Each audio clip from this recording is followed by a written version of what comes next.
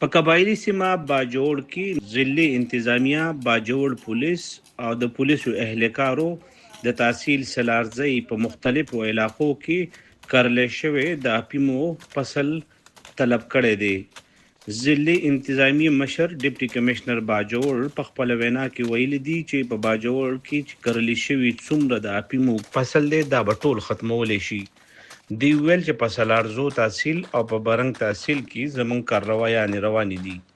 او د پولیسو په مدد سره او د غذایی قبایلی عمایدینو په جرګو سره مونږ د کاروایانې شروع کړي دي او ټول علاقې نه به د اپیمو فصل مکمل طور باندې ختمولی شي. ضلعي پولیس افسر خالد خان هم په خپل وینا کې ویلي دي چې باجوړ پولیس 200 نه زیات اهلکار په دې کاروایونو کې حصه اخلي او دغه شان د اپیمو فصل چې کرل شوی دا به مکمل ختمولی شي. قبایلی مشر ملک ګلزادم په خپل وینا کې ویلي دي چې زموږ د ضلع انتظامیه او باجوړ پولیس مکمل تعاون دی او په علاقه کې چې کوم فصل کرل شوی دی دی به مکمل خاتمه کوو. د یو ځای وګړي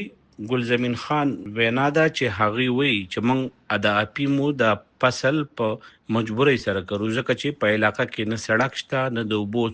انتظام شته. دوی د حکومت نه مطالبه کړې ده چې دلته د ترقیاتي کارونه شروع کړی شي او زموږ علاقو ته د خصوصي توجه وکړی شي نو بیا به موږ د اپیم فصل نه کرو ځکه چې کاروبار یې نو بیا موږ اپیم فصل ته ضرورت نشته دی. حسبان الله شان نیوز قبایلی سیمه باجوړ.